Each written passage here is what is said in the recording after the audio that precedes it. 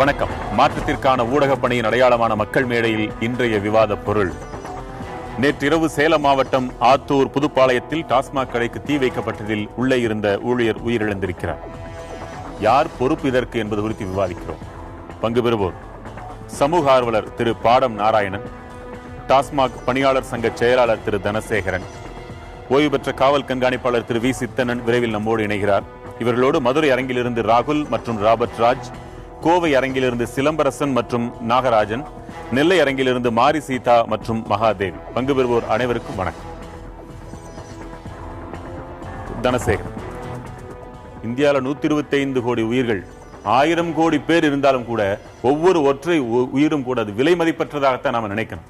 மேலை நாடுகள், எத்தனையோ மேலை நாடுகள்ல ஒரு உயிருக்கு ஏதாவது ஒன்று ஆகிவிட்டால் அவ்வளவு பதைபதைக்கிறாங்க. காரணம், மனித உயிர்களின் மதிப்பு அவர்களுக்கு தெரிந்திருப்பதாக தெரியும். நமக்கு ஏதோ ஒரு காரணத்தை சொல்லி உயிர்கள் பறிபோய்க் கொண்டே இருக்கின்றன. ஒரு நல்ல விஷயத்துக்கு, நல்ல நோக்கத்திற்காக என்று தொடங்குறதுல கூட வன்முறை ஏற்பட்டு உயிர் போகுது. காண சகிக்கவில்லை. எந்த உயிரும் போக வேண்டிய அவசியமில்லை, போகக்கூடாது. இப்படி ஒரு உயிர் போயிருக்கிறது. யார் பொறுப்புன்னு நீங்க நினைக்கிறீங்க? இதற்கு அரசு அதிகாரிகளும் காவல்துறையும் ஒரு பொறுப்பு என்றால், மற்றொரு புறம் வன்முறையாளர்கள், அந்த வன்முறையை தூண்டிவிட்டவர்களும் ஒரு பொறுப்பு. இரு கோணத்தில் பார்க்க வேண்டியுள்ளது.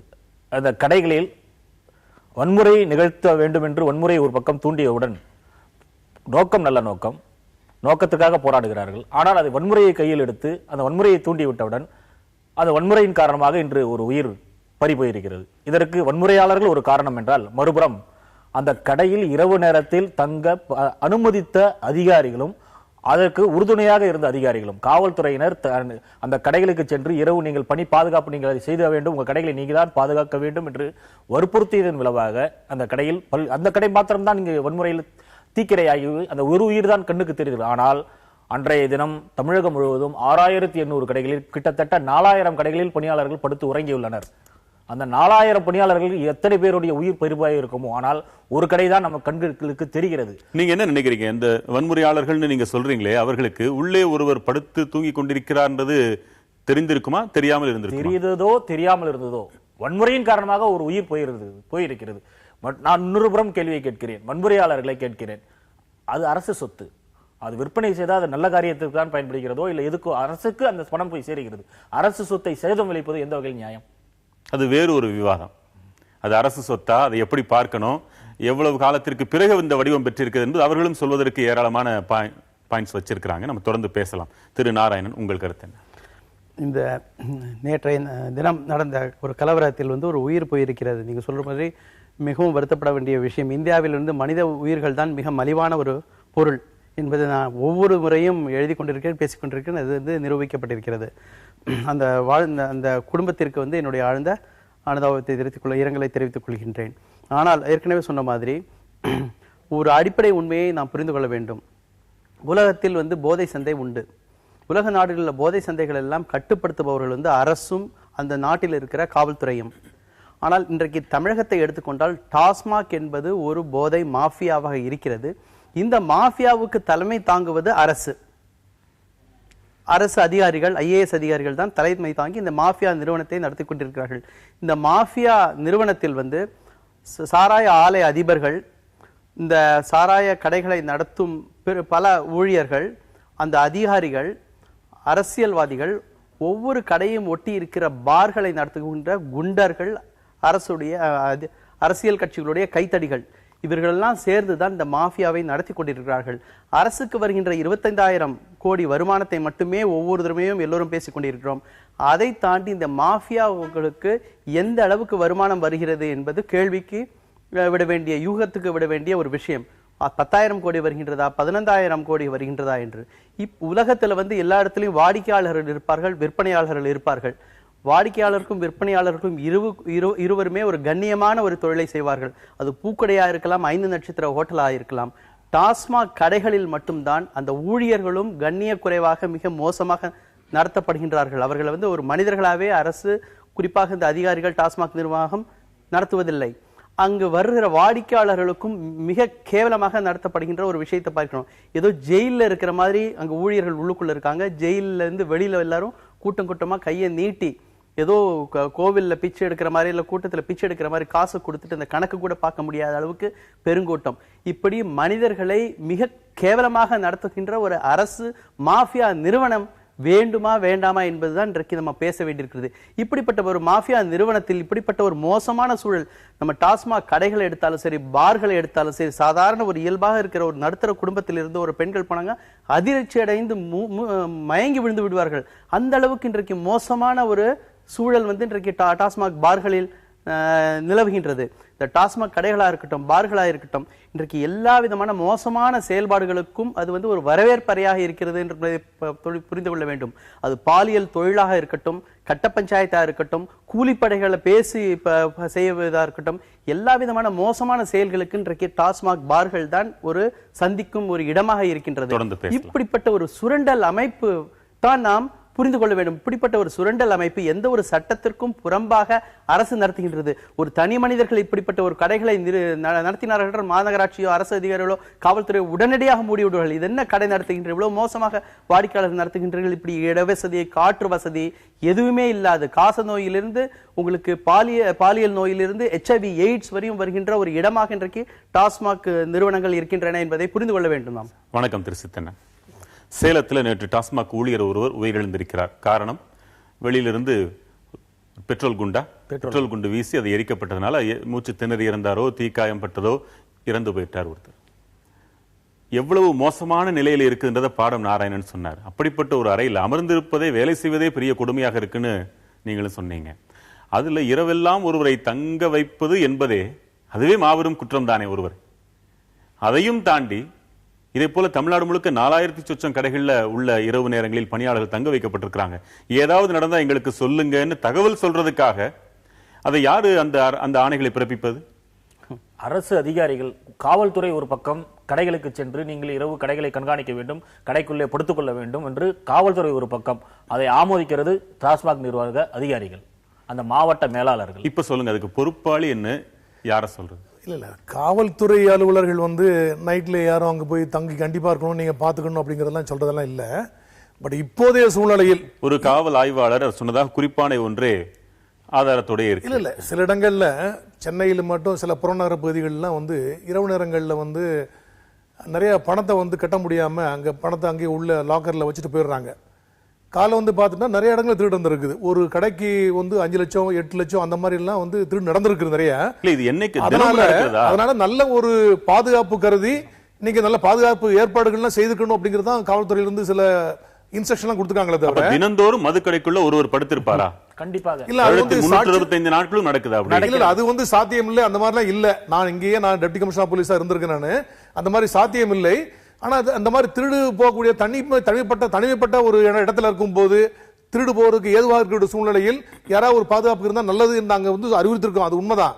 அதுக்காக ஆனா இப்ப இருக்கிற சூழ்நிலையில நைட்ல யாராவது உடைச்சிருவாங்க அல்ல தீ வச்சிருவாங்க. அப்படி இப்ப இருக்கிற ஒரு எக்ஸ்பாசிவ் சிச்சுவேஷன்ல இப்ப அவங்களே டாஸ்மாக் அதிகாரிகளே இன்ஸ்ட்ரக்ஷன் கொடுத்து யாராவது ஒருத்தராக இருந்தா நல்லது அப்படின்னு சொல்லி கொடுத்துருக்காங்க.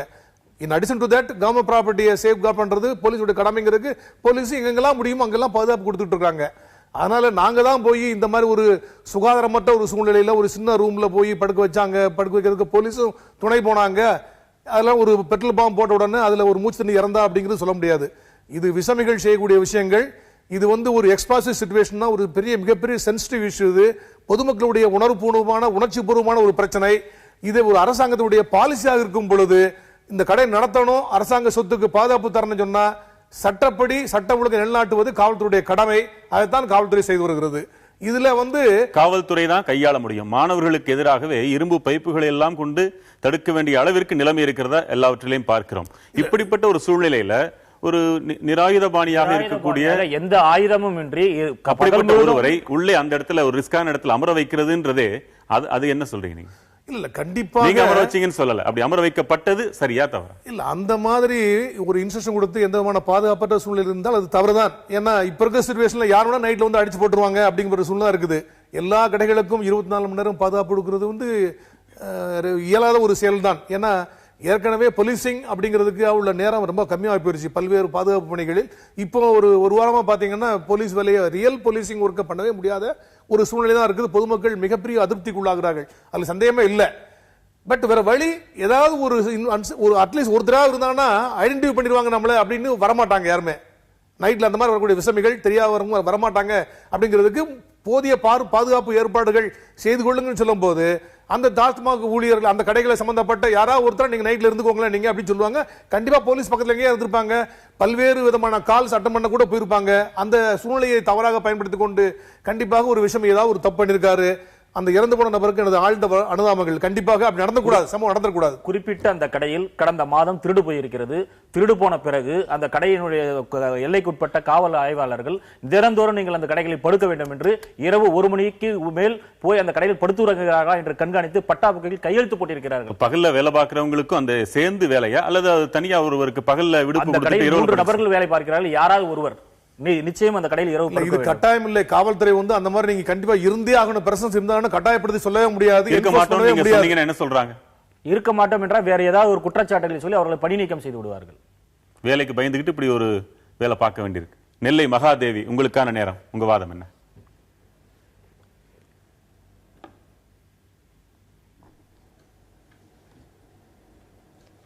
வணக்கம் சார். சொல்லுங்க மகாதேவி. ஒரு வாரமாகவே இந்த போராட்டம் நடந்து கொண்டுதான் இருக்கிறது. இதனை அரசியல் ஆரம்பத்திலே ஏன் கண்டு கொள்ளல? முன்னெச்சரிக்கையோட இல்லைன்னு குறை சொல்றாங்க, ஏத்துக்கிறீங்களா? இல்ல இதுல தமிழ்நாடு காவல்துறையுடைய ஸ்பெஷல் பிரான்ச் சிஐடி நுண்ணறிவு பிரிவு எல்லாம் மிகப்பெரிய தகவலாம் சேகரித்து அரசாங்கத்துக்கு அப்போ கொடுத்துட்டு தான் இருக்கிறாங்க.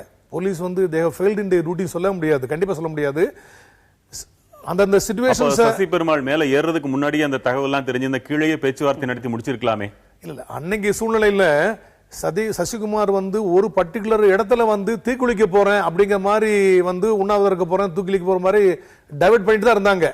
யார்ட்டுமே சொல்ல, அவங்களுடைய சப்போர்ட்டர்ஸ் கூட யாருக்குமே தெரியாது. அந்த மாதிரி சப்போர்ட்டர்ஸ் எல்லாம் வருவான்னு வெயிட் பண்ணிட்டு இருக்காங்க. போலீஸ் பந்தோபஸ்து நிறைய போட்டு வெயிட் பண்ணிட்டு இருக்கும் போது திடீர்னு வேற ஒரு இடத்துல இதுல இருந்து ஒரு 200-300 மீட்டர் தூரத்துல ஒரு டவர்ல போய் ஏறிட்டாரு. அதுலயும் கையில மண்ணெண்ணெய் கிணை வச்சுக்கிட்டாரு. வந்தனா கீழே இறக்கணும்னா நான் கொளுத்திக்கிறேன் அப்படிங்கிற மாதிரி சொல்லிட்டாரு. அவர் அறப்போராட்டவாதி, சிறந்த காந்தியவாதி, மிகப்பெரிய ஒரு நல்லெண்ணத்திற்காக வேண்டி போராடியவர், அதுல ஒன்றும் சந்தேகமே இல்லை. இருந்தா கூட அவர் தேர்ந்தெடுத்த முறை இந்த மாதிரி செய்யாம இன்னமும் கொஞ்சம் சாத்தியமான முறை போயிருந்தா மிகவும் நல்லா இருந்திருக்கும் அப்படின்னு சொல்றானு. ஆனால் அவருடைய உயிரிழப்பு மிகப்பெரிய பேரிழப்பாகும், சந்தேகமே இல்லை. நாராயணன் அவர் சொன்ன மாதிரி சசி பெருமாள் பல முறை 30 நாட்கள்லாம் உண்ணாவிரதம் இருக்காரு. எல்லா விதத்துல அஹிம்சையில பல முறைகளை முயற்சி பண்ணு தின்னா பித்தம் தெளியும்ன்ற மாதிரி எந்த விதத்துல இந்த அரசுடைய கவனத்தை கவர முடியும், இந்த பிரச்சனைக்கு முடிவு கட்ட முடியும்ன்ற வர்ற போது விபரீதமா யோசித்து பண்ணியிருக்காரு. பல முறை ஒரு 4-5 முறை கூட பல்வேறு மாவட்டங்கள்ல டவர்ல ஏறி இருக்காரு. பலர் செய்யறது தான். இந்த அளவுக்கு விபரீதமாக நிலைமையை போக வைத்தது யாரு? நான் ஏற்கனவே சொன்ன மாதிரி இன்றைக்கு ஏதாவது இந்த டாஸ்மாக் கடைகள்ல நான் என்ன சொல்றேன்னா, இது இரவு நேரத்துல 12:30 மணிக்கு உள்ளுக்குள்ள இருக்காங்கன்னு தெரியாது. அந்த வன்முறையாளர் யாருமே வன்முறையை கையில் எடுக்கக்கூடாது, அதுல கொளுத்திட்டாங்க. அது பக்கத்து கடைகளுக்கு பரவி கூட போகிறதுக்கு வாய்ப்பு இருக்கு. இல்லைனாலும் எந்த ஒரு டாஸ்மாக் கடையிலையும் இருப்பது பூரா சாராய பாட்டில்கள். கொளுத்தி போட்டீங்கன்னா மொத்தமா எரியும். எங்கேயாவது டாஸ்மாக் கடைகளுக்குள்ள ஒரு தீ அணைப்புக்கான ஒரு கருவி இருக்கிறதா? முதலுதவிக்கான ஏதாவது கருவி இருக்கிறதா? ஒரு தனியார் இந்த மாதிரியான ஒரு கடைகளை நடத்த முடியுமா? இந்த விதமான அடிப்படை வசதிகளும் மிகப்பெரிய சிறிய கடை தான், பல கழிவிடம் கூட இருக்காது, சரியான ஒரு ஃபேன் இருக்காது. நீங்க சொன்ன மாதிரி ஏதாவது ஒரு ஆபத்தான ஒரு சூழ்நிலை வந்தால் எதிர்கொள்வதற்கான தீயணைப்பு போன்ற சாதனங்களை அனுப்பு எதுவுமே கிடையாது. அதெல்லாம் உண்மைதான். நான் என்ன சொல்ல வரேன், காவல்துறை நாங்க இதை என்ஃபோர்ஸ் பண்ண முடியாது. நாங்கெல்லாம் இந்த மேட்டர்லாம் அரசாங்கத்துக்கு தெரிவிக்க முடியும், அந்த டாஸ்மாக் மேலாளரிடம் தெரிவிக்க முடியும். நான் என்ன சொல்ல டெசிஷன் எடுக்க வேண்டியது அவங்க தான், ப்ரொவைட் பண்ண வேண்டியது அவங்க தான். நான் என்ன சொல்ல வரேன்னா, ஒரு சாதாரண ஒரு ஹோட்டலா இருந்தா கூட கழிவறை இருக்கணும், குடிநீருக்கான வசதி இருக்கணும், காற்று வசதி இருக்கணும். எதுவுமே இல்லாம ஒரு இருட்டு அறையில அவங்க ஜெயிலுக்குள்ள இருக்கிற மாதிரி காலையில இருந்து ஏதோ வருமானம் வருது. இதுல பல நல்லவர்கள் இருக்காங்க, சில சுரண்டுபவர்களும் இருக்காங்க. இந்த ஆதாயத்துக்காக இருக்காங்க.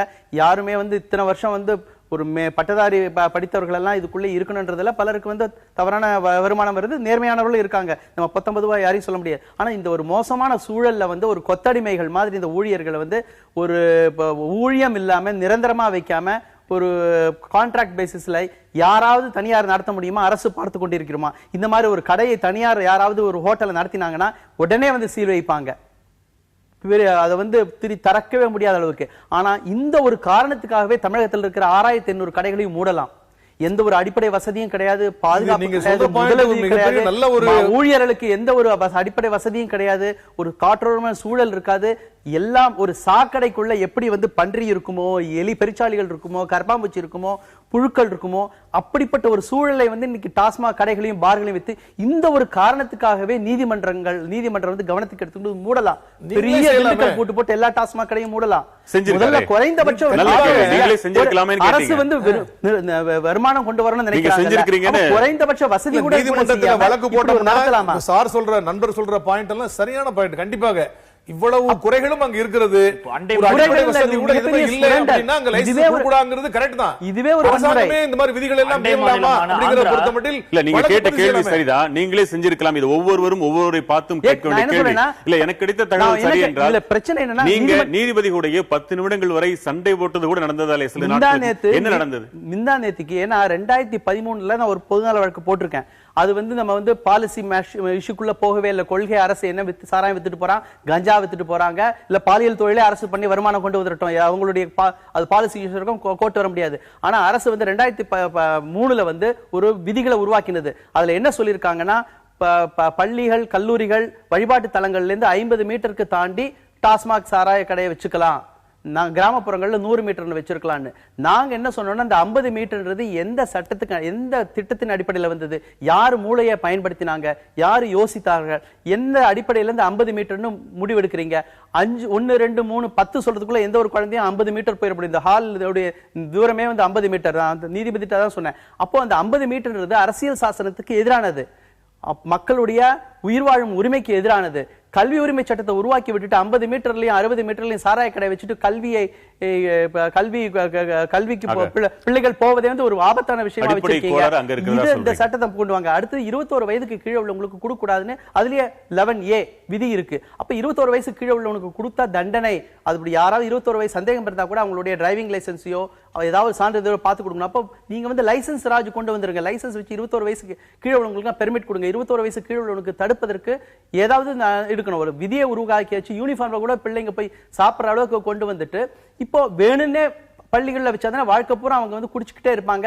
அப்பதானே அரசுக்கு வருமானம் வந்துட்டே இருக்கும். எளிய சந்தேகம், ஹெல்மெட் உத்தரவை போல இந்த விதிகளை மது விஷயத்திலையும் நீதிமன்றம் எந்த அளவிற்கு செயல்பட முடியுங்கிறதுக்கான பதில் ஒரு இடைவேளைக்கு பிறகு நீங்க சொல்லுங்க. முன்னெல்லாம் நல்லா படிக்க வச்சிட்டு இருந்த அரசு இப்பெல்லாம் நல்லா குடிக்க வச்சிட்டு இருக்காங்க. முன்னெல்லாம் சாராயம் காய்ச்சி வித்தா போலீஸ் பிடிப்பாங்கன்னு கேள்விப்பட்டிருக்கேன். இப்பெல்லாம் அதை விற்கிறத தடுத்தா போலீஸ் பிடிக்கிறாங்க, அடிக்கிறாங்க. இந்த பேப்பர்லலாம் வந்து போலீஸ் வந்து டாஸ்மாக்கு முன்னாடி ஃபுல்லாக நிற்கிறாங்க பாருங்க. அதெல்லாம் பார்த்தா ஏதோ போலீஸ் பந்தோபஸ்துடன் உள்ளே போய் குடிக்கலாம் அப்படின்னு சொல்லாமல் சொல்கிற மாதிரி இருக்குது. இந்த மாதிரி அரசு வந்து ஒரு நிலையற்ற தன்மையில் இருந்தாலும் என்னோட மாணவர்களோட முழு அதிருப்தியும் போலீஸ் மேலே தான் இருக்குது. நாங்கள் ஒரு நல்ல நோக்கத்துக்காக, ஒரு அறப்போராட்டத்துக்காக போராடிட்டு இருக்கோம். இந்த மாதிரி ஒரு போராட்டத்தில் நீங்கள் எங்களை வழி நடத்தி நீங்க அரசுக்கு எதிர்த்து காவல்துறையால் ஒன்றும் செய்ய முடியாது, அதை நாங்கள் ஒத்துக்கிறோம். இருந்தாலும் எங்களோட போராட்டத்துக்கு காவல்துறைக்கு தெரியும் குடிக்கிறதுனாலதான் எவ்வளவு தப்பு நடக்குது, நாட்டில் எவ்வளவு அநியாயம் நடக்குதுன்னு. நீங்க எங்க கூட சேர்ந்து போராடலனாலும் பரவாயில்ல, எங்களுக்கு ஒத்துழைப்பு தாங்க. எப்படி எங்களோட முழு ஆதரவு உங்களுக்கு இருக்கும். நீங்க போலீஸோட ஆதரவு எங்களுக்கு எப்படி ஒத்துழைப்பு கோருறீங்க? பாட்டில் எடுத்து உடைக்கறாங்கன்னா அத தேவல அடிக்க வேணாம். கண்ணீர் புகை கொண்ட வீசி கூட்டத்தை கலைக்கிறாங்க, மண்டையில் அடிச்சு ஒரு மண்டையை திறக்கிறாங்க. அவன் என்ன தப்பு பண்ணிட்டு திருடிட்டா வந்திருக்கான் அவன் மண்டையை உடைக்கிறதுக்கு?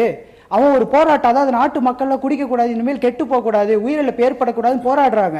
அவங்கள இந்த மாதிரி நீங்க பண்ணும் போது அடுத்து எந்த போராட்டத்துக்கு அந்த மாணவன் வருவான்? யோசிச்சு பாருங்க. இதுக்கான பதில பெறலாம். இதை சட்டத்தின் அடிப்படையில், அறிவின் அடிப்படையில் இதற்கான பதில் நம்ம எதிர்பார்க்கல. காவல்துறையிடம் அவர் இதயத்திலிருந்து பதில் எதிர்பார்க்கிறார். உங்க பதில் என்ன? இப்போ நீங்க நினைச்சா அடிக்காம அந்த இடத்த இருக்க முடியும்னு சொல்லி நினைக்கிறாரு அவர். இல்ல, இந்த மாணவர் நண்பர் சொன்னாரு, இந்த மாதிரி காவல்துறை வந்து வன்முறை தூண்டுற மாதிரி அவங்களே வன்முறையில் ஈடுபடுறாங்களே, ஒரு உணர்ச்சி பூர்வமா பார்க்கலையே எங்க போராட்டத்தை அப்படின்னு சொல்றாங்க. நான் முதல்ல சொன்ன இது ஒரு உணர்ச்சி பூர்வமான மோஸ்ட் சென்சிட்டிவ் ப்ராப்ளம். கண்டிப்பாக சந்தேகமே இல்லை, மக்களை நேரடியாக பாதிக்கக்கூடிய ஒரு ப்ராப்ளம். இப்போ காவல்துறையுடைய நிலை என்ன இப்படி இருக்குன்னா, காவலருடைய நிலை எப்படின்னா பிட்வீன் டெவில் அண்ட் டீப் சீங்கிற மாதிரி, இந்த பக்கம் பண்ண முடியாது, அந்த பக்கம் பண்ண முடியாது. சட்ட பிரகாரம் சட்டம் ஒழுங்கை நிலைநாட்டுவது காவல்துறையுடைய கடமை. அரசனுடைய கொள்கை முடிவு, அரசனுடைய இது வந்து டாஸ்மாக் கடை வைக்கலாம், சட்டப்படியானதுதான் அப்படிங்கிறது அரசனுடைய முடிவு. சில நேரங்களில் அரசியல் கட்சிகள் சார்ந்த விஷயங்கள் எல்லாம் லத்தி சார்ஜ் பண்ண வேண்டிய இடங்களோட பண்ணாம இருக்கிற காவல்துறை இந்த மாதிரி சிச்சுவேஷன்ல காவல்துறை வந்து ஒரு சட்டத்துக்கு புறம்பா சில நிகழ்ச்சிகள் நடந்தது அப்படின்னா காவல்துறைக்கு சட்டப்படி ஒரு கூட்டத்தை கலைப்பதற்கு அவங்க அனுமதி வாங்கலைன்னா செக்ஷன் 41 சிட்டி போலீஸ் ஆக்ட்லயோ 32 டிஸ்ட்ரிக்ட் போலீஸ் ஆக்ட்லயோ ஒரு அனுமதி பெற்று ஒரு ஊர்வலம் உண்ணாவிரதம் ஒரு மறியல் பண்ணலாம திடீரென்று ஏதாவது சட்டத்துக்கு புறம்பாக பண்ணாங்க அப்படின்னாங்க எந்த அனுமதி இல்லாம பண்ணாங்கன்னா எங்களுக்கு வந்து சிஆர்பிசி குற்ற விசாரணை முறை சட்டம் 129 சிஆர்பிசில காவல்துறை வந்து அதை கலைப்பதற்கு வேண்டிய அனைத்து நடவடிக்கை எடுக்கலாம் கலைக்க முடியாத பட்சத்தில் குறைந்தபட்ச பலப்பிரயோகம் செய்யலாம் ஆயுத பிரயோகம் செய்யலாம் சட்டத்தினால பவர் கொடுக்கப்பட்டிருக்கிறது எங்களுக்கு இருக்கு அதுவும் சந்தேகம் இல்லை ஆனால் இந்த மாதிரி சூழ்நிலையில எங்களுக்கு காவல்துறைக்கு நன்றாவே தெரியும் மாணவர்களும் நாங்க அவங்ககிட்ட இருந்து வந்தவங்க தான் நாங்களும் ஒரு காலத்துல மாணவர்களா இருந்ததா சமுதாயத்தில்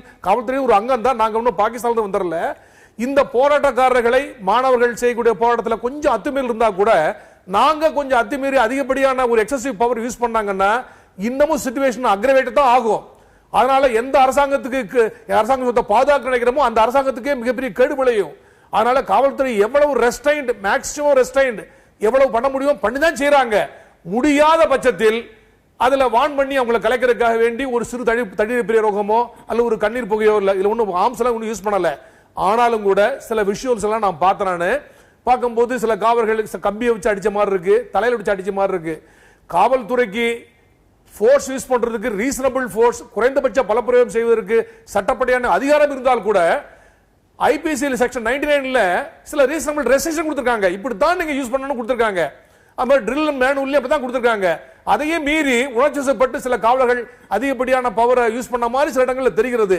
அதுனா அப்படியே தப்பு தான் அதுக்கு நிறைய பயிற்சி கொடுக்க வேண்டும் ஆனால் இவங்களுடைய போராட்டத்தில் நல்ல நோக்கம் இருக்கிறது என்பதற்கு காவல்துறை யாருமே வந்து மனதளவில் கண்டிப்பாக ஆதரவு தெரிவித்து தான் செய்வாங்க தப்புன்னு சொல்றவரு எல்லாத்துக்கும் எங்களுடைய தலையாக கடமை தப்புன்னு சொல்றவரு வருந்துறவர் எல்லாமே ஓய்வு பெற்ற அதிகாரிகளாகவே இருப்பதுதான் அந்த நாட்டினுடைய மிகப்பெரிய ஒரு கொடூரமான நிலையாக இருக்குது இன்னும் ஒரு உதாரணத்தை நான் சொல்ல விரும்புறேன் மாற்றுத்திறனாளிகளை எதிர்த்து ஒரு மாணவர்கள் செய்வதை போல கூட இல்ல அவங்களாவது ஒரு பாட்டில் எடுத்து உங்க கூட செஞ்சிடலாம் எதிர்த்து அடிச்சிடலாம் மாற்றுத்திறனாளிகள் என்ன செய்தார்கள் அவர்கள் எப்படி இந்த காவல்துறை அணுகியது நேரடி சாட்சியை நீங்க இருக்கிறீங்க நேற்று இரவு முழுது அவங்களோட இருந்திருக்கீங்க என்ன காலையில வந்து மாற்றுத்திறனாளிகள் வந்து உழைப்பாளர் சிலை முன்னால வந்து காலையில 10:30 மணிக்கு வந்து போராட்டத்தை ஆரம்பிச்சோம்னா அரை மணி நேரத்துல காவல்துறை வந்து அப்புறப்படுத்தி அவங்களை கொண்டு போய் ராயப்பாட்டில் இருக்கிற சமுதாய கூடத்துல வச்சாங்க அந்த சமுதாய கூடத்துல வந்து எந்த ஒரு அடிப்படை வசதியும் இல்லை அந்த மாற்றுத்திறனாளிகள் தவழ்ந்து போறவர்கள்லாம் பல மாவட்டங்கள்ல இருந்து இருக்காங்க ஊர்ந்து போவாங்க அவங்களுக்கு கழிப்பிட வசதியோ குடிநீர் வசதியோ எதுவுமே செய்யாம நாலு பேரும் அப்படி மோசமான ஒரு சூழலை வச்சு மாற்றுத்திறனாளி சொன்னாங்க எங்களை ஒரு ஓரளவு கௌரவமா நடத்துங்களேன்னு பூட்டு காலால வந்து மாற்றுத்திறனாளிகளுடைய கிரட்சஸ் சொல்லுவாங்கல்ல அவங்களுடைய செயற்கை கால் மேல முதிக்கிறாங்க முதிச்சுட்டு உன் காலையா முதிச்ச அந்த கட்டையை தானே முதிச்சுன்னு சொல்லி பதில் சொல்லி அலட்சியமா சொல்றாங்க அது மட்டும் இல்லாம சாயந்தரம் 5:30 மணிக்கு மேல என்ன சொன்னாங்கன்னா சாட்சியா அதுக்கு அது அந்த காட்சிகளுக்கு நீங்க சாட்சியா எனக்கு உடனடியாக அங்க உள்ள மாற்றுத்திறனாளி போன் பண்ணி உடனே சொன்னாங்க அது மட்டும் இல்லாத சாயந்தரம் என்ன பண்ணாங்கன்னா அந்த மாற்றுத்திறனாளிகளை கொண்டு போய் உங்களை வந்து ஒரு நல்ல ஒரு காற்றோட்டம் வசதி இருக்கிற ஒரு இடத்துல வைக்கிறோம்னு சொல்லி கொண்டு போயிட்டு கொட்டும் மழையில வந்து குப்பை லாரி வந்து குப்பையை தள்ளுற மாதிரி இவங்களை தள்ளி விட்டு ஒழிந்து போங்கள்னு அப்படி வாயால என்ன சொல்றேன்னா மிக என்ன சொல்றது அடித்தால்தான் அபியூஸ் நடத்தல மிக மோசமான வார்த்தைகளை பயன்படுத்தி அவர்களை வந்து ஏதோ குப்பை தொட்டியில இருந்து குப்பையை போடுற மாதிரி போட்டுட்டு கொட்டு மழையில அப்படியே விட்டுட்டு வந்து அங்க அந்த அளவுக்கு என்ன பிரச்சனை அன்னைக்கு பாத்தீங்களா போராடுபவர்களும் எளிமையான சமூகத்தில இருந்து வர்றவங்க காவல்துறையில வந்து சேர்றவங்க எல்லாம் பாத்தீங்கன்னா சாதாரண குடும்பத்தில இருந்து வர்றவங்க தொடர்ந்து வைக்கப்பட்டே வருது மாற்றுத்திறனாளிகளின் போராட்டத்தை நனைந்து கொண்டிருந்தார்கள் அடக்கும் முறைகள் குறித்து தொடர்ந்து விமர்சனம் எழுந்துகிட்டே இருக்கு இது கண்ணியமாக இருக்கா இல்ல கண்டிப்பாக இப்ப நண்பர் பாலம் நாராயணன் அவர்கள் சொன்னாங்க அது முழுவதும் உண்மை என்று நான் நம்பல அந்த மாதிரி ஏதோ காட்டுமிராண்டி போலீஸ் எல்லாம் மனிதமான போலீஸ் போலீஸ்ல ஒரு போலீஸ் ஏதாவது தவறாங்க உடனே ஒட்டுமொத்தமாக போலீஸே வந்து காட்டுமிராண்டி நடக்கிறாங்க ரொம்ப கேவலப்படுத்துறாங்க மனிதர்களாக அவங்களை மதிக்கல அப்படி சொல்ற நான் வன்மையாக கண்டிக்கிறேன் நான் மறுக்கிறேன் முதல்ல ஒண்ணு நம்பர் 2 இதே சென்னை மாநகரத்தில் பல்வேறு தருணங்களில் பார்வையற்றவர்கள் மற்ற இதர மாற்றுத்திறனாளிகளுடைய போராட்டங்களை சந்திக்க வேண்டிய சூழலில் நானும் இருந்தேன் உங்களுக்கு அது சில விஷயங்கள் சொன்னா கொஞ்சம் நெருடலாவே இருக்கும் அது சாதாரணமாக சில நபர்கள் பொதுமக்கள் போராட்டத்தை விட இந்த மாற்றுத்திறனாளிகள் போராட்டத்தில் மிகப்பெரிய ஒரு வெறி இருக்கும் என்ன சொன்னாலும் கேட்க மாட்டாங்க உங்க ரிமூவ் பண்றேன் ஓகே நீங்க வாங்க உங்க அரசாங்கத்துக்கு நாங்க ரிமூவ் பண்ணி ஸ்கூல்ல கொண்டு வைக்கிறோம் ஒரு 4 பேர் 5 பேர் ஒரு நிமிஷம் 4 பேர் 5 பேர் கொண்டு போய் அரசாங்கத்துல பேச வைக்கிறோம் சம்பந்தப்பட்ட அமைச்சரை சந்திக்க வைக்கிறோம் சொன்னா வரவே மாட்டாங்க இன்னும் நான் ஒரு பொது மேடையில வந்து சில சொல்லக்கூடாத வார்த்தைகள்லாம் இருக்கு அதெல்லாம் அவங்க பேசி அந்த செய்கைகள்லாம் ஈடுபடும் போது வேற வழியே இல்லாம ரொம்ப ஃபோர்ஸ் பண்ணி அவங்களை அப்புறப்படுத்த வேண்டிய சூழ்நிலைக்கு காவல் நிலையத்தில் தள்ளப்படுறாங்க. அதை வெளிப்படையா நான் ஓபனா சொல்ல முடியாது. ஆனாலும் இவங்க நண்பர் சொன்ன மாதிரி குப்பை வண்டியில் தள்ளுற மாதிரி தள்ளுறாங்கல்ல, இதெல்லாம் கண்டிப்பாக ஏற்றுக்கொள்ளத்தக்கதல்ல. கண்டிப்பாக ஒரே ஒரு சின்ன விஷயம் சொல்லுங்க. நான் வந்து எல்லா காவல்துறையினரும் கட்டாயம் சொல்லல, நேற்று நடந்தது தான் சொல்றேனே தவிர அது நிகழ்வு உண்மை. அதே விஷயம் எல்லா காவல்துறையினரும் பொத்தாம் பொதுவா நான் சொல்வதற்கு தயாராக இல்லை. சிலம்பரசன், உங்க வாதம் என்ன? விரைவா பேசுங்க. கோவை சிலம்பரசன். சார், இப்போ 21 வயசுக்கு கீழே இருக்கிறவங்க மட்டும் குடிக்கலாங்கிற மாதிரி இவங்க சொல்லிட்டு இருக்காங்க இல்லைங்களா? அதாவது நேரடிய தலைப்புக்கு வந்துருங்களேன். இப்போ ஒரு உயிரிழந்திருக்கிறார், அந்த உயிரிழப்புக்கு யார் பொறுப்பேற்க வேண்டும் என்பது தலைப்பு. இதுக்கு பொறுப்பு முழுக்க வந்து ஒயின் ஷாப் அந்த ஊழியருக்கு தான் வந்து பொறுப்பேற்றுக்கணும். ஏன்னா அவர் ஏன் அந்த நைட்டுக்குள்ளே ஏன் அவங்க ஸ்டே பண்ணாங்க, அது பெரிய ஒரு விஷயம். எதுக்காகங்க? வேலைக்காக, கண்டிப்பா இந்த மாதிரி ஒரு விஷயம் நடந்துங்க, பாதுகாத்துக் கொள்ளுங்கள் என்று அதிகாரிகள் கட்டளையிட்ட அந்த சம்பளத்துக்காக, சிலம்பரசன் ஊதியத்திற்காக, வாழ்வாதாரத்திற்காக நாங்க கட்டுப்பட வேண்டியிருந்தேன்னு சொல்றாரு. ஊதியத்துக்காக அவங்க கட்டுப்படணும்னா அவங்களுடைய அதுக்கு தனியாக போலீஸ்லேயே இந்த மாதிரி நடக்க போகுது அப்படின்னு சொல்லி ஒயின் ஷாப்லாம் வந்து அனௌன்ஸ்மெண்ட் எல்லாமே இருக்குது. சசிகுமார் இறந்ததுலேருந்து அப்போவே அவங்க போலீஸ்காரங்கிட்ட வந்து அங்கே முன்னாடி ஒயின் ஷாப்புக்கு முன்னாடி வந்து காவல் எல்லா ஒயின் ஷாப்புக்குமே நீங்கள் போலீஸ்க்கு அலர்ட் பண்ணிவிட்டு இந்த மாதிரி உடைக்கான்னு சொல்லி முன்கூட்டியே அவங்க ஏற்பாடு பண்ணி இருந்திருக்கலாம். அதுக்காண்டி ஊழியரே நைட்டு உள்ளே ஃபுல்லாக தங்க வச்சுட்டு போட்டுறது வந்து உள்ளே போராட்டம் பண்ணுறவங்க உள்ளே இருக்காங்களா இல்லையாங்கிறது தெரியக்கூட செய்யாது அவங்களுக்கு. ஸோ அதனால இந்த மேபி இந்த மாதிரி நடந்திருக்கலாம்னு எனக்கு தோணுது. சாதாரண சூழ்நிலையில் வந்து ஒரு அங்கே டாஸ்மாக் ஊழியரை உள்ள போய் படுக்கணும் அப்படி சொல்லியிருந்தாங்கன்னா முன்னாடி அவர் மறுக்க முடியாது, வாழ்வாதார பிரச்சனை ஏதாவது மேலதிகாரிகள் ஒம்புனாங்க சொல்லலாம். இப்ப இருக்க சூழ்நிலை வந்து தீப்பற்றி எரியக்கூடிய சூழ்நிலை எல்லா இடத்துலயுமே, எந்த நேரத்துல எந்த ஆபத்தும் வரலாம், எத்தனை பேர் யாரும் கல்லடிப்பாங்க, உடைப்பாங்க, தீ வைப்பாங்க. ஒரு சூழ்நிலையில அந்த டாஸ்மாக் ஊழியர் கண்டிப்பா நான் இருக்க முடியாது, இருந்தாலும் சரியான பாதுகாப்பு செய்யுங்க நீங்க அப்படின்னு சொல்லி இன்சிஸ்ட் பண்றது தப்பே இல்லை. இப்ப எல்லாருமே இப்ப நேத்து ஒரு சம்பவம் நடந்த உடனே சேலத்துல எல்லாருமே மூடிட்டு யாரும் வளைக்க முடியாது சொல்லிட்டாங்கல்ல, அந்த மாதிரி ஒரு பண்ணிருக்கலாமே. அதாவது இன்னைக்கு கட்டுக்கடங்காத கோபம் ஒரு உயிர் இழந்திருக்கிறது. இன்றைக்கு மூடினால் எந்த நிர்வாகமும் அவர்கள் மீது எந்தவித நடவடிக்கை எடுக்க முடியாது. இருந்தது. அப்ப உங்களுக்கு ஒரு தைரியம் வருவதற்கு கூட ஒருத்தர் உயிர் தான் போடுமா? அந்த சூழ்நிலை இன்னைக்கு வந்தவுடன் அந்த பணியாளர்கள் அந்த மாதிரி கடையை மூடி இருக்காங்க. நாங்க எங்க சங்கத்தை சார்ந்தவங்களை எங்க கிட்ட கேட்கும் போது கண்டிப்பாக கடைக்குள் தங்காதீர்கள், வெளியே வாருங்கள், சோழவரத்துல பல மாவட்டங்களில் கேட்டவங்களை நீங்க கடைக்குள்ள தங்காதீங்க, வெளியே வாங்க அப்படின்னு நாங்க அறிவுறுத்தி இருக்கோம். ஆனாலும் எல்லாரும் அந்த தைரியத்தோடு இருப்பார்கள், தைரியமான மனத்தோடு இருப்பார்கள் என்று சொல்ல முடியாது. ஒரு உயிர் போனதற்கு இன்னைக்கு நம்ம இவ்வளவு வருத்தப்படுறோம். ஆனா 2003 உங்களை தேர்ந்தெடுக்கும் போது 36,000 பேர் இருந்தீங்க. இந்த ஆண்டு 27,865 பேர் தான். ஏறத்தாழ 8,000 பேர் குறைஞ்சிருக்காங்க. அதுக்கு என்ன காரணம் சொல்லுங்க. இதுல சரிபாதி பணியாளர்கள் உயிரிழந்துள்ளனர். உயிரிழந்திருக்காங்க. இவங்களே குடிநோயாளிகளா மாறி இருக்காங்க. இந்த நாள பீடிக்கப்பட்டு வாகனங்களில் செல்லும் போது விபத்து, பல்வேறு உடல் உபாதைகளால் பணி இருக்கும் போதே அவர்கள் மரணம் அடைஞ்சிருக்காங்க. 4,000 பேர் உயிரிழந்திருக்கிறாங்கன்னு சொல்றீங்க. பல்வேறு காரணங்களால் உயிரிழந்திருக்க கூடும். குறிப்பாக மதுவினால தான் போனாங்க அப்படின்னு நீங்க சொல்ல முடியுமா? எவ்வளவு பேர் அப்படி சொல்ல முடியும்? கண்டிப்பாக மதுவினால் கிட்டத்தட்ட 4,000 பேரில் 3,500 பேர் மதுவினால் தான் மரணம் அடைந்திருக்கிறார்கள். மது அருந்து விட்டு பயணம் செய்யும் போது இரவு நேரங்களில் அவர்கள் அதனால் விபத்தில் சிக்கியவர்களே 1000 பேருக்கு மேல் இருக்கும். பணியாளர்களும் மதுவுக்கு இலக்காகிறாங்க.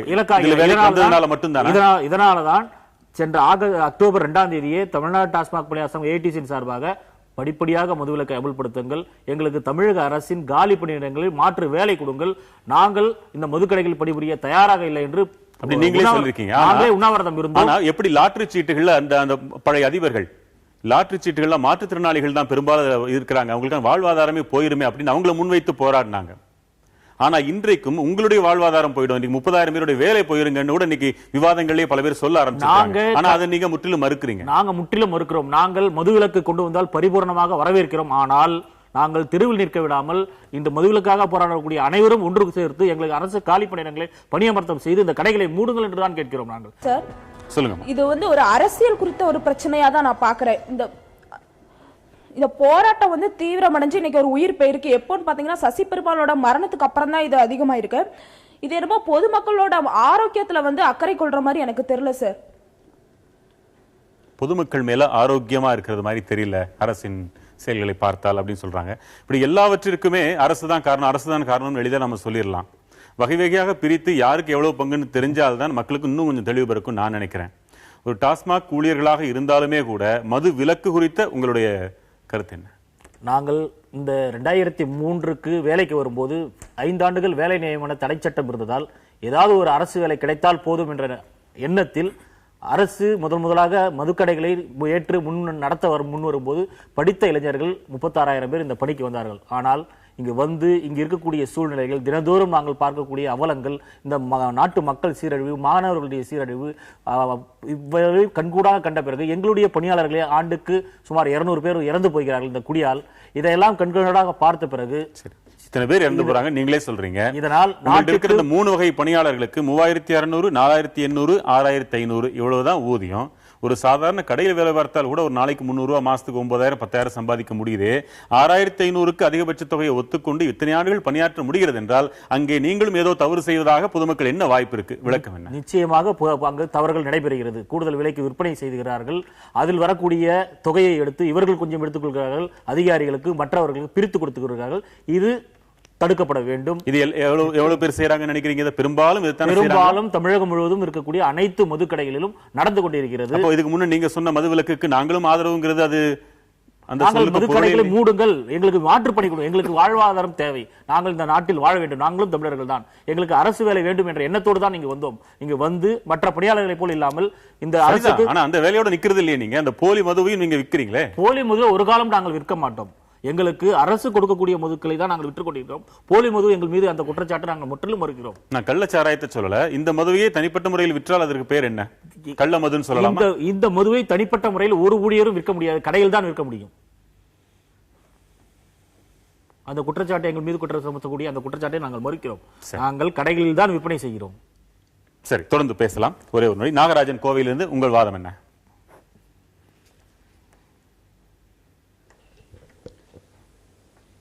காவல்துறை உங்களது நண்பன் என்று சொல்றீங்க. ஆனா இது வரைக்கும் எங்கள் நண்பனா இருந்தா நீங்க இந்த போராட்டத்தில் எங்க கூட நீங்க கலந்துக்கிறணும். ஏன் எங்க போராட்டத்தில் நீங்க கலந்துக்கிட மாட்டேங்கிறீங்க? சீருடையோட மக்களோட சேர்ந்து நீங்க ஒரு வார காலமா இந்த போராட்டம் நடந்துட்டு இருக்கு. பதில் சொல்றாரு. இல்ல நான் பதில் சொல்றேன். நண்பருக்கு ஒண்ணு தெரிஞ்சுக்கோங்க, எந்த பதிலும் சொல்ல மாட்டேங்குது. இல்ல ஒண்ணு தெரிஞ்சுக்கோங்க, காவல்துறை அப்படிங்கிறது ஒரு அமைப்பு இல்லை அப்படி சொன்னா ஒரு மக்களாட்சி நடக்கவே சான்ஸே கிடையாது, நடக்கவே முடியாது. மக்களின் மாட்சிமையை காப்பாற்ற வேண்டும்னா, மக்களாட்சி நடக்கணும்னா காவல்துறை சட்டம் ஒழுங்கை நிலைநாட்டியே ஆக வேண்டும்.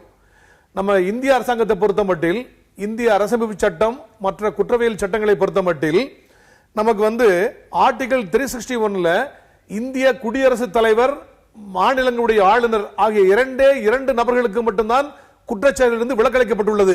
அவர்கள் என்ன குற்றம் செய்தார்களோ அவங்க பதவியில் இருக்கும்போது அவங்க மேல எஃப்ஐஆர் பண்ண முடியாது, அரெஸ்ட் பண்ண முடியாது, ப்ராசிக்யூட் பண்ணவே முடியாது. அதே மாதிரி நீங்க 94 ஆர்டிகல் 94 பிரா பாத்தீங்கன்னா, பார்லிமெண்ட்ல ஃப்ளோர் ஆஃப் தி ஹவுஸ்ல ஏதாவது பண்ணணும்னா பிரைம் மினிஸ்டர் மேலேயோ அல்லது எம்பி மேலே எடுக்க முடியாது. 105ல அமர் 194ல ஆர்டிகல்ல பாத்தீங்கன்னா, மாநிலத்தில் அந்த மாதிரி இங்க நடந்ததுன்னா சிஎம்ஓ அல்லது மினிஸ்டர்ஸ் ஆஃப் ஆக்ஷன் முடியாது. அவங்களுக்கு கூட அந்த ஃப்ளோர் ஆஃப் தி ஹவுஸ் மட்டும் தான் பாதுகாப்பு கொடுக்கப்பட்டிருக்கு, பிரிவிலேஜ் கொடுக்கப்பட்டிருக்கிறது. அதுக்கு வெளியே தப்பு பண்ணாங்கன்னா அரெஸ்ட் பண்ணிடலாம் தான் இருக்கு.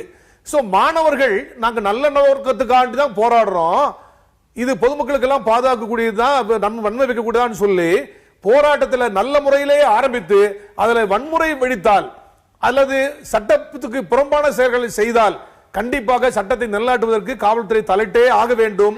ஏன்னா அவங்க they are not exempted from the purview of law. இங்க வன்முறைன்றது ஒரு மாணவர்களோ யாரோ ஒரு குழு இன்னொரு குழுவை தாக்கல. இல்ல நீங்க சொல்றபடி பார்த்தா அரசு சொத்தை அவங்க சேதப்படுத்துறாங்க. கண்டிப்பா அரசு சொத்தை காப்பாற்ற வேண்டியது எங்க பொறுப்பு. நீங்க பாத்தீங்கன்னா ஐபிசில 103 to 105 ஐபிசில ஒரு அரசு சொத்தையோ அல்லது பிரைவேட் சொத்தையோ ஆபத்திலிருந்து காப்பதற்காக வேண்டி நாங்க குறைந்தபட்ச பலப்பிரயோகம் செய்யலாம்னு சட்டப்பூர்வ அதிகாரம் கொடுக்கப்பட்டிருக்கிறது. மீண்டும் மிக இரக்கமுடன் காவல்துறை இந்த பிரச்சனையை அணுகிறது. சட்டப்படி செயல்படக்கூடிய இயந்திரங்கள் சொல்லிட்டே இருக்கீங்க, அப்படி சட்டத்தை முழுவா நிலைநாட்டுறதா இங்க எப்படி இவங்க எப்படி பலப்பிரயோகத்தை கலைக்கிறது அப்படிங்கறதுல மிகப்பெரிய ஒரு சிக்கலுக்குள்ளா இருக்காங்க. ஒரு நேரம் பார்த்துட்டு ராபர்ட் ராஜ் உங்க வாதம். ஐயா, முதலாக என்னுடைய வார்த்தை நான் ஆரம்பிக்கிற முன்னாடி முதலாக நான் நாராயணன் அவங்கள சொன்ன ஒரு கருத்தை முன்வைக்க விரும்புகிறேன். அவங்க அரசியல், அதாவது நம்ம நாட்டோட அரசியல் வந்து மாஃபியா குழு, அதாவது இப்போ இருக்கிற அரசியல் வந்து மாஃபியா குழு அப்படிங்கிற ஒரு இது பண்ண அதை நான் வன்மையாக கண்டிக்கிறேன். ஏன்னா நான் as a citizen of India I have right to vote. நான் ஓட் பண்ணியிருக்கேன். நான் தேர்ந்தெடுத்த ஒரு நபரை மாஃபியாங்குள்ள நான் கடுமையாக கட்டினேன். அடுத்தபடியாக என்னுடைய காவலர் நண்பரை நான் பேச விரும்புகிறேன். எந்த ஆட்சி வந்தாலும் சரி அவங்க தான் வெயில் மழைன்னு சொல்லி நம்மளை பார்த்துக்கிறாங்க. மாணவர் சமுதாயமே நான் உன்னை கேட்கிறேன், நீ பஸ்ஸில் படியில் தங்கி போகிறாய், கீழே விழுந்தாலும் போலீஸ் தான் பதில் சொல்லணும்.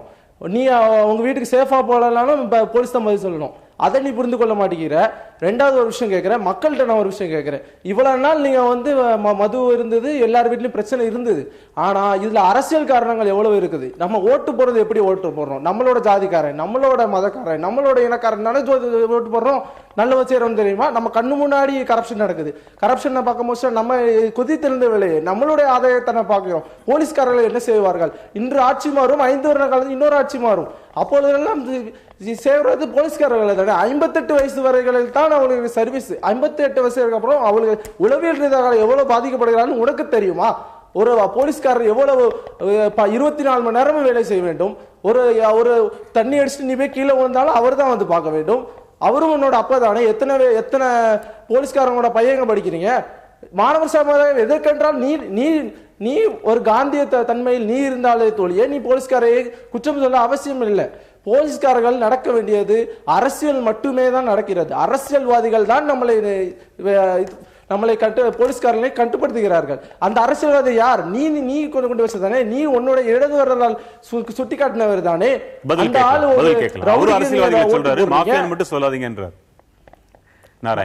நம்ம வந்து அரச வந்து மாஃபியான்னு சொல்லல. நான் முதலே சொன்ன மாதிரி உலகத்துல வந்து போதை சந்தையை கட்டுப்படுத்துவது அரசா இருக்கும். இந்த இடத்துல வந்து இந்த போதை சந்தையை நிலைநாட்டி அது மூலமாக பெரிய அளவுக்கு வருமானம் கொண்டு வருவதே அரசு தான் இருக்கிறது. நீங்க டாஸ்மாக் எடுத்துங்க, ஏதாவது விதிமுறைகள் இருக்கிறதா? சட்டத்துக்கு உட்பட்டு ஏதாவது நடக்கிறதா? நம்ம ஏற்கனவே பேசுற மாதிரி இந்த கடைகள் வந்து சட்டத்துக்கு உட்பட்டு இருக்கிறதா? அந்த ஊழியர்களுக்கு ஏதாவது அடிப்படை வசதி செய்து கொடுக்குறாங்களா? அந்த எல்லா கடையிலையும் போனீங்கன்னா ஒரு அனாசின் வாங்கினா கூட இல்ல கடலை மிட்டாய் வாங்கினா கூட பில்லு கேட்கலாம். ஒரு மருந்து கடையில போய் பில்லு வாங்கலாம். ஏதாவது டாஸ்மாக் கடையில பில்லு இருக்குதா? யாருக்காவது ஒரு ரசீது கொடுக்குறாங்களா? எப்படி கணக்கு வழக்கு வச்சிருக்காங்க? எப்படி டெண்டர் மூலமாக எந்த கடைகளுக்கெல்லாம் தினம் எவ்வளவு சரக்கு வருகிறது, அதை பத்தி விலைப்பட்டியல் இருக்கிறதா? அதுக்கு தரம் நிர்ணயம் பண்றதுக்கு ஏதாவது இருக்கிறதா? எந்தெந்த ஆலைகள்ல இருந்து எவ்வளவு வாங்கியிருக்காங்கன்றது ஏதாவது வெளிப்படை தன்மை இருக்கிறதா? நீங்க டாஸ்மாக் உடைய வெப்சைட்ல போய் பாத்தீங்கன்னா உங்களுக்கு ஏதாவது விவரங்கள் இருக்கிறதா? ஏதாவது நீங்க தகவல் கேட்கும் உரிமை சட்டத்தின் மூலமாக கொண்டு வர முடியுமா? நான் வந்து 5 ஆண்டுகளுக்கு முன்னால தகவல் கேட்கும் உரிமை சட்டத்தில் கேட்ட போது அதுல வந்து இலக்கு வைக்கிறாங்கன்ற விவரங்கள் கிடைச்சது. அதுக்கப்புறம் அரசு மறுத்தா கூட எங்கிட்ட சாட்சி இருக்கிறது. ஒவ்வொரு மாவட்டத்திலையும் மாதம் இலக்குகள் வைத்து அந்த இலக்கு வந்து எட்டிட்டோமா அப்படின்னு சொல்லிட்டு IAS அதிகாரிகள், அந்த மாவட்டத்துடைய காவல்துறை மாவட்ட தலைவர், அதுக்கப்புறம் அங்க இருக்கிற டெப்போ மேனேஜர் எல்லாம் ஆலோசனை பண்ணி எப்படியாவது இலக்க எட்டணும் அப்படின்னு பாக்குறாங்க. ஒரு மாஃபியா செய்யற விஷயம் தான். அரசு கள்ளச்சாராயத்தை தடுப்பதுதான் அரசுடைய வேலையா இருக்கணும். அதற்கான மாற்று வழிகளை கொண்டு வரணும். பள்ளிக்கூடத்துக்கு பக்கத்திலையும் வழிபாட்டு தலங்களுக்குள்ளேயும் ரேஷன் கடைக்கு வந்து ஒரு குடும்ப தலைவர் வந்து காசை எடுத்துட்டு போனான்னா அவர் ரேஷன் பொருள் வாங்குறது ஒரு சமூக விரோத கும்பல்களை வைத்து நீங்க சொல்றாங்கல்ல ஊழியர்கள் 3500 ரூபாய்க்கு எந்த ஊழியராக வேலை செய்வாங்களா? அப்ப எந்த அளவுக்கு வந்து சட்டத்துக்கு புறம்பா ஒவ்வொரு ஊழியர்களும் வருமானம் எட்டுகின்றார்கள். அது மாஃபியாவா இல்லையா? அரசு நிறுவனமா? அது எப்படி அரசு நிறுவனமா இருக்க முடியும்? அரசு நிறுவனம் ஒரு பள்ளிக்கூடத்தை சொல்லலாம், கல்லூரியை சொல்லலாம், இல்ல மருத்துவமனைகளை தரமா நடத்தலாம், இல்ல ஒரு மாவட்ட ஒவ்வொரு கிராமங்கள்லயும் இருக்கிற அரசுடைய மற்ற நிறுவனங்களை சொல்லலாம். இது எப்படி சொல்ல முடியும் நம்ம? அதாவது நான் என்ன சொல்ல வரேன்னா, நம்மளோட மக்களை தான் நான் குற்றம் சொல்றேன். நம்ம மக்களுக்கு நல்லாவே தெரியும், நம்ம இருக்கிற கவுன்சிலர் இருந்து எல்லாமே ரவுடிகளுக்கு தான் நம்ம பணிந்து போய்கின்றோம். ஒரு டப்பா பிரியாணிக்கும் ஒரு கோட்டருக்கும் தான் நீங்க ஓட்டு போட்டுக்கிட்டு இருக்காங்க. இது உண்மை. சரி, மக்களுக்கு தங்கள் மீது என்ன தவறு இருக்கு நல்லாவே தெரியுது சார். வேற வழி இல்லாம சில நேரங்கள்ல தவறுகள் செய்யறோம், காசு வாங்குறோம்னு சொல்றோம், வேற வழி இல்லாம வாங்குறதா சொல்றாங்க. ரைட், எல்லாம் இருக்கட்டும். ஹெல்மெட் விஷயத்தை பார்க்கும்பொழுது இந்த நீதிமன்றமா ஏதாவது செய்யலாமேன்னு சந்தேகம் மக்கள்கிட்ட எழுது. வாய்ப்பு இருக்கா? இல்ல, நீங்க சொல்றது நியாயமானதுதான். இப்போ நம்ம இந்த மத்திய மோட்டார் வாகன சட்டத்தை சொன்னீங்கன்னா செக்ஷன் 129 வந்து இஸ் மேண்டேட்டரி, கண்டிப்பாக போடணும். சென்ட்ரல் ஆக்ட் அப்பமே வந்துருச்சு, 1988 வந்துருச்சு ஹெல்மெட் போடணும்னு சொல்லி. 177 அந்த செக்ஷன்ல வந்து போடலைன்னா தண்டனை அப்படின்னு கொண்டாச்சு, ஃபைன் கொடுக்கலாம் போடலாம் அப்படி வந்துருச்சு. இதை 2007 நம்ம தமிழ்நாடு அரசாங்கம் ஒரு ஜியோ போட்டு கண்டிப்பா மேண்டேட்டரியா எல்லாரும் போடணும்னு கொண்டு வந்தாங்க. 2011 திருப்பி அதையே ரேட் பண்ணி திருப்பியும் அது வலியுறுத்தி திருப்பி ஒரு ஜியோ எல்லாம் போட்டாங்க. அதுக்கப்புறம் பல்வேறு காரணங்களுக்காக வேண்டி அதை கரெக்டா போலீஸ் என்ஃபோர்ஸ் பண்ண முடியல, அல்லது அரசாங்கத்துடைய பாலிசியும் அப்படி என்ஃபோர்ஸ் பண்ண முடியாமல் ஒரு சாஃப்ட் பெடலிங் இருந்தது. இப்ப நீதிமன்றத்துக்கு வழக்கு போன பிறகு நீதிமன்றத்திலிருந்து அதை கண்டிப்பாக வேர்ல்டு ஹெல்த் ஆர்கனைசேஷன்ல இருந்து மற்ற எல்லா ஃபிகரையும் எடுத்து தமிழ்நாட்டில் இந்தியாவில் எவ்வளவு விபத்து நடந்திருக்கு, தலைக்கவசம் அணியாதனால எவ்வளவு இறப்பு ஏற்பட்டுங்கிறதெல்லாம் சயின்டிபிக்கா ப்ரூவ் பண்ணி இப்ப டைரக்ஷன் கொடுத்த பிறகு கண்டிப்பாக என்ஃபோர்ஸ் பண்ணி தான் ஆகணும் அப்படின்னு சொல்லி ஜுடிஷியல் ஆக்டிவிஸ்ட்ல ஒரு சரியான தீர்ப்பு வந்த பிறகு இப்ப நம்ம அதை கம்பல்சரியா என்ஃபோர்ஸ் பண்ணிட்டு இருக்கோம். அதே மாதிரி ஒரு சமூக ஆர்வலர் போட்ட வழக்குல சென்னையில் நிறைய பெரிய பெரிய ஹோட்டல்கள்லாம் இருக்குது. ஒரு ஹோட்டல்ல ஒரு 50 பேர் சாப்பிட போனாங்கன்னா ஒரு 15 பேர் 20 பேர் பார்க் பண்றதுக்காவது வெஹிக்கிள் வசதி இருக்கணும், வெஹிக்கிள் பார்க் பண்ற வசதி இருக்கணும். எந்த விதமான வசதியில நடு ரோட்ல ஹோட்டல் கட்டிடுறாங்க, பெர்மிஷன் தரீங்களே அப்படின்னு நீதிமன்றத்துக்கு போனோம்னா நீதிமன்றம் இதை கேள்வி அனுப்பி நிறைய இடத்துல ஆய்வு பண்ண சொல்லி உரிமைகளை ரத்து பண்ண சொல்லிருக்காங்க.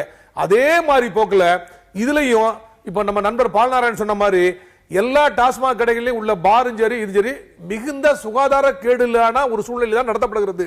இதுக்கு இவ்வளவு ஏரியா இருக்கணும், கண்டிப்பா இருக்கணும், இவ்வளவு காத்தோட்டம் இருக்கணும், இவ்வளவு வசதிகள் இருக்கணும், இவ்வளவு கழிப்பறை இருக்கணும், இவ்வளவு எம்ப்ளாயி பண்ணணும், அதுல மருத்துவ வசதி இருக்கணும், அது மாதிரி இவ்வளவு இந்த டைம்ல தான் ஆரம்பிக்கணும், இந்த டைம் தான் முடிக்கணும் சொல்லி அழகா நீதிமன்றம் இதுல தள்ளிட்டு உத்தரவு வழங்குறதுக்கு நேரம் கடந்து கண்டிப்பாக ஒரு சான்ஸ் இருக்கு. திரு தனசேகரன், இவ்வளவு குறைவான ஊதியத்தில் அரசே உங்களை தொடர்ந்து வச்சுக்கிட்டே இருக்கிறத பார்க்கும் பொழுது உங்களை ஒரு விதத்தில் அரசே மறைமுகமாக தவறுகளுக்கு அனுமதிச்சுக்கிட்டே இருக்குதோ அப்படின்னு கூட தோணுது.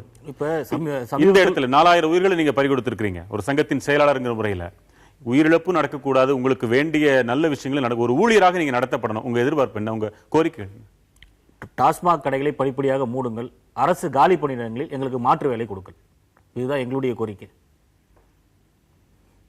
அதே சமயத்தில் இந்த டாஸ்மாக் கடைகளை அண்டை மாநிலமாக ஆந்திராவிலிருந்து அவர்களும் அரசு மதுபான கடைகளை நடத்த வேண்டும் என்று தமிழகத்தில் வந்து ஆய்வு செய்துவிட்டு அவர்கள் இந்த கடைகளில் ஏரியா எவ்வளவு இருக்க வேண்டும், கடைகளுடைய சுற்று உள் வசதிகள் எப்படி இருக்க வேண்டும், தீயணைப்பு கருவி உட்பட, கிரில் கேட் உட்பட, கழிவறை வசதி உட்பட அனைத்தும் இருந்தால்தான் அங்கு கடைகளை நாங்கள் வாடகைக்கு எடுப்போம், வாடகைக்கு கொடுப்போம் என்ற அறிவிப்பு கொடுத்து அது போன்ற கடைகளை இப்போ அமைத்திருக்கிறார்கள். இதையும் அண்டை மாநிலம் நம்மை பார்த்து திறக்கக்கூடிய அண்டை மாநிலமான ஆந்திராவில் இந்த உத்தரவு பின்பற்றும் போது நீங்கள் பின்பற்றுங்கள் என்று கோரிக்கை கொடுத்து இப்போது புதிய கடைகள் தேர்வு செய்யக்கூடிய எந்த கடைகளும் கூட அந்த வசதி கிடையாது. இவ்வளவுக்கு மத்தியில் இன்னும் 528 எலிட் பார்கள் திறப்பதற்கான வேலைகள் நடக்குமோ என்று அச்சமாகவும் இருக்கிறது. ஒரே ஒரு கருத்தை மட்டும் சுருக்கமா சொல்லிடுறேன். ஏற்கனவே பலர் வந்து இறந்து போயிருக்காங்க. 27,000 ஊழியர்கள் இருக்காங்க. நாளைக்கே அரசு வந்து ஒரு ஹெல்த் கேம்ப் வச்சு இந்த 27,000 ஊழியர்களுக்கு வந்து சுகாதாரத்தை செக் பண்ணாங்கன்னா எத்தனை பேருக்கு குடல் வெந்து போயிருக்குது, எத்தனை பேருக்கு லிவர் சிராசிஸ் இருக்குது, எத்தனை பேருக்கு கிட்னி பிரச்சனைகள் இருக்கு, எத்தனை பேருக்கு காசு நோய் இருக்குன்னு தெரியும். கணக்கெடுப்பு ஏதாவது இருக்குதா, ஏதாவது பாதுகாப்புக்கு பண்றாங்களா, ஹெல்த் கேம்ப் நடத்துறாங்களா? இவ்வளவு கொத்தடிமைகள் மாதிரி வச்சிருக்காங்க. மாஃபியா நிறுவனத்தில் இருக்கிற ஒவ்வொரு ஊழியரும் கொத்தடிமை தான். அவரோட உயிரை பத்தி அந்த மாஃபியாவுக்கு கவலை கிடையாது. அது மாதிரி இந்த ஊழியர்களை பத்தி எந்த ஒரு அக்கறையும் கிடையாது. வருமானத்தை மட்டும் வச்சிருக்காங்க. இந்த மிகப்பெரிய சுரண்டல் நடக்கிறது இந்த மக்கள் புரிந்து கொள்ள வேண்டும். இப்படி குடித்து அழியும் மக்களிடம் தான் நாம் திறன் வளர்க்கும் திட்டத்தையும் செயல்படுத்த வேண்டியிருக்கிறது. இந்த கொடுமையான சூழலை மனதில் கொள்ள வேண்டியிருக்கு. உங்க வருகைக்கு மிக்க நன்றி. மற்றும் ஒரு முக்கிய தலைப்பில் மீண்டும் சந்திக்கலாம். வணக்கம்.